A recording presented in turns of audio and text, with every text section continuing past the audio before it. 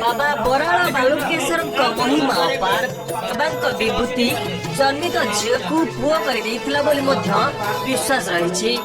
पुरी जिला सत्यवादी सर्व पुरातन शैवपीठ बराल बालुकेश्वर महादेव मंदिर यह मंदिर त्रेते जुगर बोली विश्वास रही।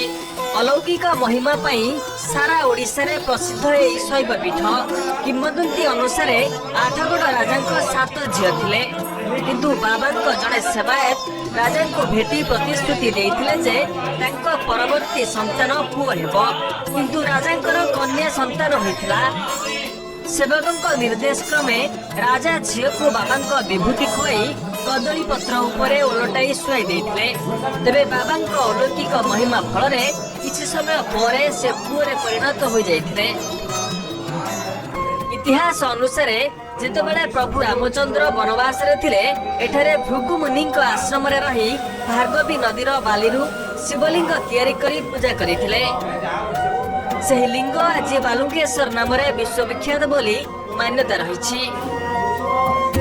कहीं केते कालरू विराजमान करिथिबा बाबा बराल बालुकेश्वर को अद्भुत महिमा थिबा। बाबा बराल बालुकेश्वर महिमा विभूति जन्मित झील को पुओ कर विश्वास रही। पुरी जिला सत्यवादी सर्व पुरातन शैवपीठ बराल बालुकेश्वर महादेव मंदिर यह मंदिर त्रेते जुगर बोली विश्वास रही। अलौकिक महिमा सारा ओडिशा रे प्रसिद्ध यह शैवपीठ किंवदंती अनुसार आठगड़ राजा 7 झील थिले किंतु बाबा जड़े सेवायत राजा को भेटी प्रतिश्रुति देइथिले जे तांको परवर्ती संतान पुओ हेबो किंतु राजा कन्या संतान होइथिला। सेवकों निर्देश क्रमे राजा झील को बाबा विभूति खुआई कदली पत्र उपरे ओलटाई शुआई देइथिले। तेबे बाबा अलौकिक महिमा फल किछि समय परे से पुओरे परिणत हो जाइथिले। इतिहास अनुसार जितेबाला प्रभु रामचंद्र वनवास रे थिले एठारे भृगु मुनि आश्रम रे रही भार्गवी नदीर बालीरु शिवलिंग तैयारी करी पूजा करिथिले।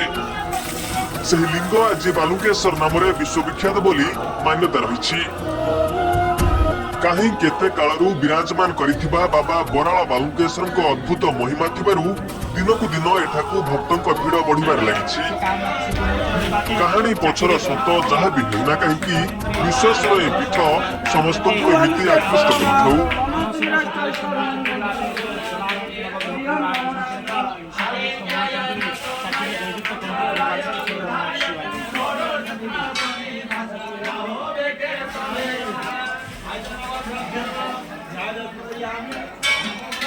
महादेव